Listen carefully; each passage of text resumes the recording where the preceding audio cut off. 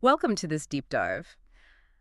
Today, our mission is to explore this massive, incredibly detailed cosmological framework that, well, it attempts to explain the origin of literally everything. Yeah, everything, which is no small task. Right. We're talking about blending ancient Chinese philosophy with, modern physics to map out the very fabric of reality. It's wildly ambitious. It really is. But to properly set the stage for what we're about to explore, I want you to imagine what it was like to be a chemist before, say, the year 1869. Oh, man. It was essentially the Wild West of science back then. Exactly. You're looking at the physical world, and it just seems like this completely chaotic jumble of random elements. You've got, gold over here, oxygen over there, maybe a little iron. Right, and just no rhyme or reason to how any of it actually interacts. Exactly. It's just stuff. But then along comes Dmitri Mendeleev, and he takes all these seemingly random elements and he arranges them into the periodic table. Which changed everything. Totally.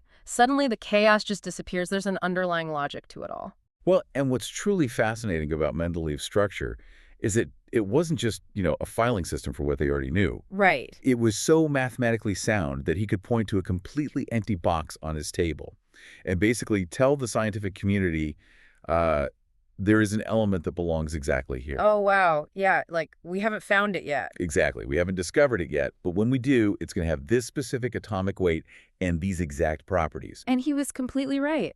He was. Every newly discovered element just marched right into its predetermined place. Which is just the ultimate aha moment in science. And that brings us to the core premise of our deep dive today.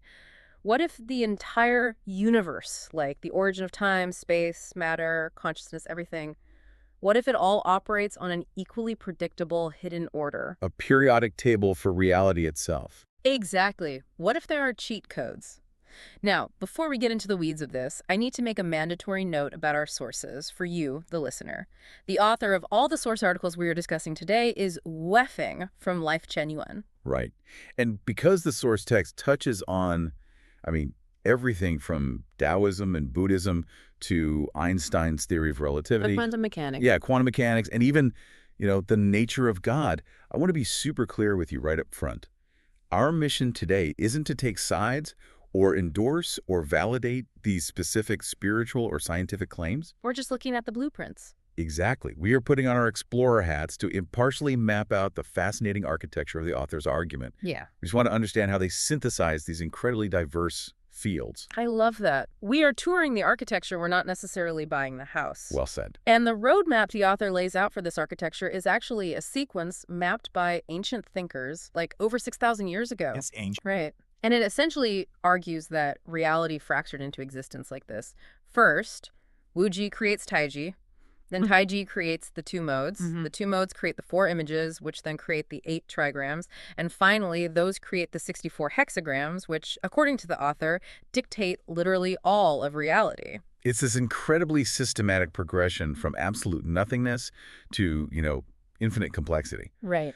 But to understand the structure of the universe we live in right now, we actually have to rewind the clock all the way back. All the way to the beginning? Before the beginning, actually. Let's start before the universe even existed. Yeah. In a state the text calls Wuji. Wuji, right. So the author describes Wuji as a state of absolute nothingness that paradoxically, simultaneously holds everything. Right. It's the ultimate paradox. It really is. In this state, there's no matter. There's no spirit, no inside, no outside. And most importantly, there is zero space and zero time. Which is, let's be honest, arguably the hardest concept for the human mind to grasp. Oh, for sure. Because our minds are biologically built to perceive things within containers. We think of space as an empty box. Right, if you take all your stuff out of a moving box, the empty cardboard box is still just sitting there in your living room. Exactly. But the author argues that before the universe, space didn't exist as this empty container just waiting to be filled up. And to help us, wrap our heads around this, the author pulls this brilliant analogy from the classic mythological novel, Journey to the West. Wow, I love this one. It's so good. So they talk about the Monkey King, Sun Wukong, when he gets trapped inside a pair of magical golden symbols by a demon. Right.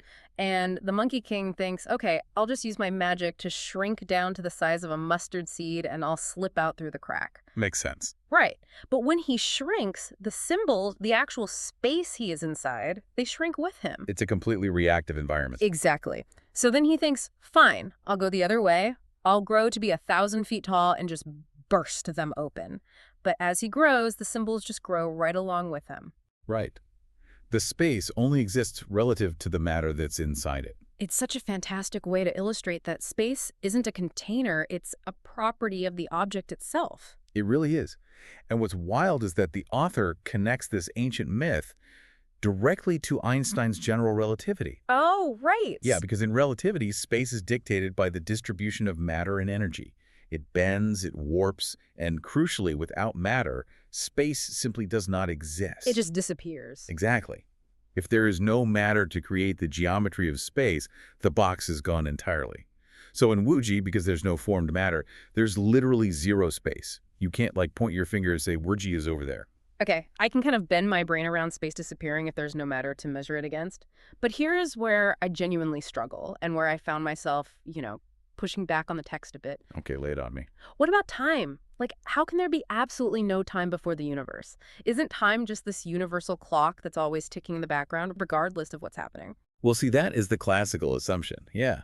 That's exactly how Isaac Newton viewed the universe, like a stage, where a giant clock just ticks uniformly for everyone. Right. But the author argues that time is strictly a measurement of movement. And to explain this, they use this incredibly grounded analogy of a piece of fresh meat. Okay, the meat analogy. I'm listening. So think about a 40-year-old person. We say they're 40 because for 4 decades, their cells have been dividing, moving, and aging. Right, their biological movement. Exactly. The movement of their biology dictates their age. Now imagine a piece of fresh meat sitting on your kitchen counter in the middle of summer. It's going to rot in like a few days. Right, because the cellular movement and bacterial growth are happening incredibly fast. Its time is moving quickly. Huh. But if you take that exact same piece of meat and put it in a deep freezer, it might last for a year. Because the cold temperature is physically slowing down the molecular movement. Precisely. By slowing down the movement of the molecules, you're effectively stretching the meat's time. You're manipulating time by manipulating movement. Oh, wow. Now, take that to its absolute logical extreme. If you could theoretically stop all movement completely, like zero cellular division, zero atomic vibration, total standstill, the time for that object ceases to exist. It experiences no time. Exactly. Wow. Okay, so because Wuji is a state of absolute nothingness with zero organized movement, there is literally nothing to measure. Right. Therefore, there's absolutely zero time. Right. And what's so fascinating is how the author maps this onto quantum mechanics. In classical physics, we think we can measure exactly where a particle is and where it's going. But at the quantum level, that breaks down. It does. Quantum mechanics gives us the uncertainty principle. At a microscopic level, things exist in this haze of probability. The author argues that things are uncertain down there because time is not a uniform background flow. It's a variable. Yes. Time is a variable tied to movement. So in Wuji, with no matter and absolute no movement, time and space are literally zeroed out. It's the perfect void. Okay, so we have this infinite, timeless, spaceless void, a complete standstill. But obviously you and I are sitting here talking right now, which means something changed. Right, the void didn't stay empty. Exactly. How do we get from absolute nothingness to, the spark of an actual universe? Well, that requires a shift to the next stage in our roadmap, Taiji. Yeah. And it basically comes down to pure mathematical probability. Break that down for me. How does probability spark a universe? So in the state of Wuji, there isn't matter, but there is formless energy. Yeah. And this energy is moving in completely random, chaotic, unstructured ways. Okay. But probability tells us that given an infinite amount of non-time, a random system will eventually produce an ordered sequence. Oh, like the monkey in the typewriter thing. Exactly. The old adage that a monkey hitting keys randomly on a typewriter for an infinite amount of time will eventually type out the complete works of Shakespeare. So eventually, just by sheer cosmic chance, this formless energy aligns. Yes. At some arbitrary point, the random movements align in a very specific sequence. And the moment that random energy aligns, the rules of the universe fundamentally change. It's not chaotic anymore. Right. It becomes highly pressurized. All that infinite formless energy gets pulled into this massive swirling core. And that centered, unified state of extreme pressure, that is Taiji. And I want to highlight a crucial distinction the author makes here because it's important. This swirling core isn't exploding yet. No, not yet. It has potential energy, not kinetic energy. The author asks us to imagine a hydroelectric dam, But this dam isn't just holding back a river, it's holding back the volume of like a billion Pacific Ocean. Right, just an unfathomable amount of water. Exactly. The water isn't moving, the gates are closed, but the sheer unimaginable force pressing against that dam, like readiness to just explode into action, that is the state of Taiji. It is the ultimate pent-up potential. Yeah. And this brings us to what might be the most pivotal mutation in the whole text, the birth of consciousness. Because you have all this infinite energy rushing toward this newly formed center point, the pressure physically causes the core to mutate. Right. And to explain this, the author uses the analogy of a fertilized egg in a womb. Because a fertilized egg doesn't start out with conscious thought. Exactly. It just starts as a cluster of cells. But as it sits in the womb, constantly absorbing energy and nutrients, its physical structure begins to perfect itself. It builds a nervous system, a brain. Right. And at a certain point of structural perfection, consciousness is born. The author argues that on a cosmic scale, the exact same mechanism occurred. The structure of that energy core perfected itself under immense pressure, and a singular universal consciousness woke up. And this is where the terminology gets a little heavy for some, because the author explicitly refers to this initial consciousness as God, or what ancient Chinese philosophy calls the Tao. Right.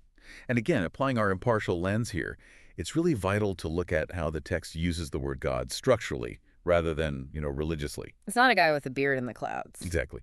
In this framework, God isn't presented as a human-like figure making decrees. God is simply the label for that initial, perfected consciousness at the center of the Taiji energy dam. It's the trigger. Yes. The moment that consciousness awakens, it acts as the mechanism that opens the floodgates. It basically decides to act. And instantly, the potential energy of Taiji becomes kinetic energy. The dam bursts, and formless energy is violently directed into physical reality. And the second that dam bursts, we hit the next stage of the roadmap, the two modes, or Lianji. Because the moment energy flows, you instantly lose the perfect unity of Taiji. You immediately get opposites. Right, it's the unavoidable birth of duality. I mean, you cannot have a wave without creating a crest and a trough. That makes sense. The energy moves, and suddenly you have yin and yang, light and dark, movement and stillness, positive and negative. The author lists out dozens of these pairings, life and death, strong and weak, beautiful and ugly. So every single thing we perceive in our universe is just an expression of these two modes constantly interacting and balancing out. Exactly. But reality isn't just a simple binary switch of light and dark. So how do we get from yin and yang to the unbelievable complexity of like a whole planet or an ecosystem? The framework argues that the geometry of the universe is essentially fractal. It fractures mathematically. So the two modes split into the four images. Right. And the author maps these four images onto practically every system we know, showing how reality scales all the way from a single human life to pure mathematics. Right. They map it to the four cardinal directions, north, south, east, west. They map it to the seasons, spring, summer, autumn, winter, even the cycle of life, birth, growth, decline, and death. And they even map it to the four quadrants on a standard mathematical graph. Which is wild. The point the author is really making here is that the underlying rules are completely consistent. The geometry scales up and down. So whether you're charting the life cycle of a dying star or just graphing a high school algebra equation, you are looking at the four images at work. Which brings us to the next massive fracture. The four images divide again to create the 8 trigrams, or the Bagua. Right. And this is where the text makes a claim that really made me stop and reread. The 8 trigrams represent 8 spatial directions. But the text implies that these spatial orientations actually change reality. Yeah. It says an ugly duckling in the east might become a swan if they go to the west. Is the author speaking metaphorically here, or are they literally claiming that our geographical location changes our physical reality? Well, if we follow the underlying physics the author has laid out so far, it's entirely literal, and it actually goes back to what we established with the Monkey King analogy. Space is not empty. Right, space is woven together with energy. Exactly.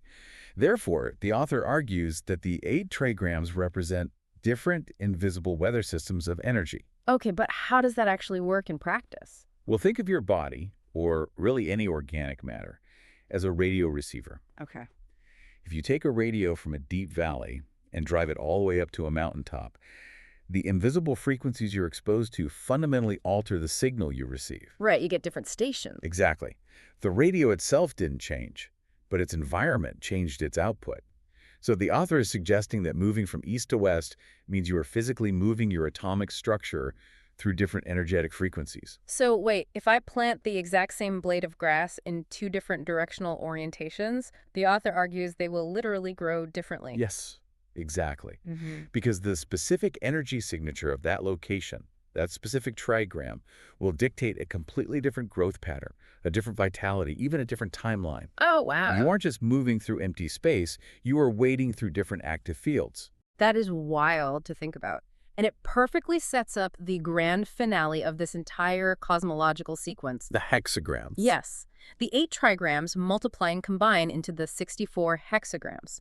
The author claims these 64 hexagrams represent the 64 fundamental factors, like the ultimate building blocks of the entire universe. Right. This is the cosmic periodic table we talked about at the very beginning of the deep dive. It is. This is the ultimate matrix of their cosmology. The author is basically arguing that every single phenomenon, every birth, every death, every physical law, and every seemingly inexplicable event is just a specific combination of these 64 factors interacting. They are essentially the cheat codes to reality. Exactly. If you know the codes, you can write the program, you can manipulate the universe at its most foundational layer, and that leads to probably the most provocative detail in the entire text. Yeah, this part's fascinating. To prove how these 64 factors work, the author brings up major religious figures, specifically Buddha and Jesus, and recontextualizes them completely. It's a really bold way to illustrate the point. How does the text frame them? Well, the author claims that the Buddha, despite all his profound enlightenment, only managed to master about half of these 64 fundamental factors. Okay. And Jesus, the text says Jesus only mastered a few more factors than the Buddha.